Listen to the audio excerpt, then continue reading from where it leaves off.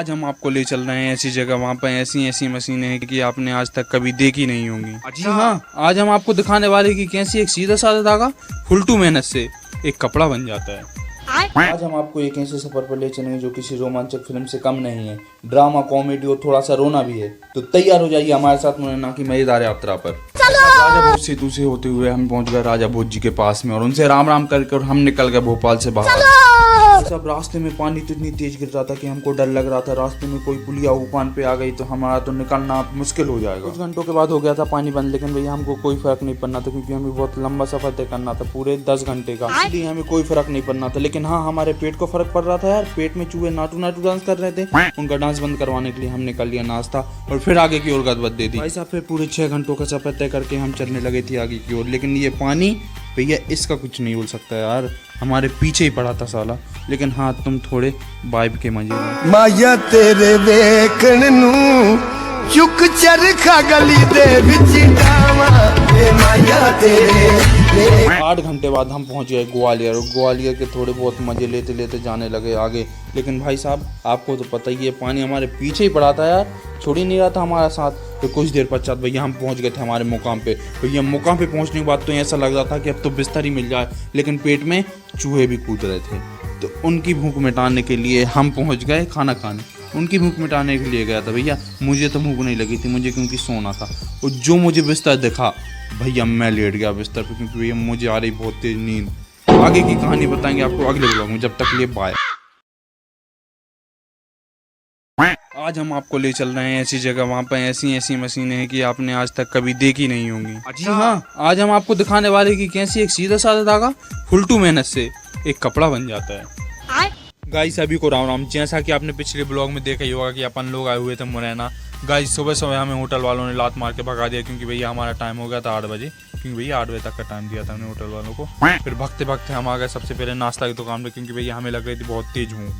सबसे पहले हमने यहाँ पे खाया मुरैना का बहुत फेमस, बोले तो चंबल का फेमस बेड़ई।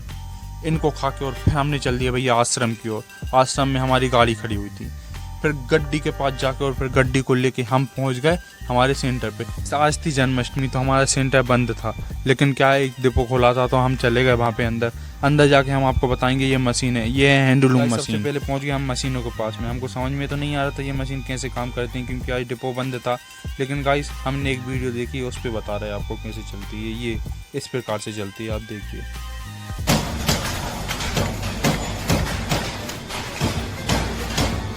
यहाँ से निकल के जाता है उस साइड में, आप देखिए ये राउंड है। यहाँ पे ये राउंड होता है उस मशीन पे, वो बड़ी मशीन ये मशीन पे धागा का होता है। ऐसी और मशीन सेटअप हो रही है ये। अगर आपको समझ में नहीं आता है कि मैंने ये क्या बताया तो आप यूट्यूब जाके हैंडलूम मशीन सर्च कर सकते हैं और देख सकते हैं। भाई आगे की कॉमेडी बताएंगे अपन अगले व्लॉग में। जैसा कि आप लोगों को पता ही होगा कि मैं गया हुआ था मुरैना और मैं अब चला मुरैना से घर की ओर। तो भैया पेटिस को पेट के कोने में दबा के और पहाड़ों के नज़ारे लेते लेते हम पहुंच गए एक छोले भटूरे की दुकान पे क्योंकि भैया हमें भूख लग रही थी। भूख तो एक बहाना है, हमारा पेट नई नई एरिया की नई नई चीज़ों को खाने का दीवाना है। अरे वाह यार, मैं तो शायरी भी कर लेता हूँ। खैर शायरी करते करते हम जाने लगे आगे की ओर। तो भैया हमको मिल गया पानी। अब भाई साहब आपको तो पता ही है, आती बार में अपन लोगों को बहुत पानी मिला था, जाती बार में भी मिलेगा।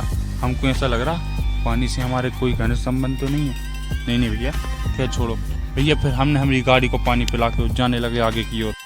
1 सेकेंड, लेकिन हमारे पेट भी तो पानी चाहिए ना। पहले पानी भर के फिर पानी भर के हमने चल दो आगे की ओर। भैया इतनी धुआंधार पानी गिर रहा तो कि हम बता ही नहीं सकते। अब बताएं कहाँ, देख तो रहो तुम्हें। भैया बादलों के नज़ारे लेते लेते हम जाने लगे आगे की ओर। भैया बादल ऐसी ऐसी सिपों में थे कि हम कभी चुके ही नहीं सकते। अच्छे अच्छे नज़ारे लेते लेते हम जाने लगे आगे की ओर। भैया हमने जहाँ पे देखो इंडिया को एथलीट टावर, अब वो कौन सा टावर बोला, कोई सा टावर हो। फिर पूरे 8 घंटे के सफ़र के बाद तुम्हारे भाई ने कर लिया नाश्ता क्योंकि तुमको तो पता ही यार तुम्हारा भाई ये भुक्कड़ आदमी। भैया फिर हमने चल दिया आगे की ओर। यहाँ पे गौ माता बहुत सारी थी, हमने उनके पैर लागते लागते चले गए आगे की ओर। शाम को नज़ारे लेते लेते हम पहुंच गए भोपाल के अंदर। फिर राजा भोज जी से जयराम जी करके हम पहुंच गए घर। भैया हम थक गए बहुत ज़्यादा। आगे की कहानी बताएं तो मैं अगले ब्लॉग में।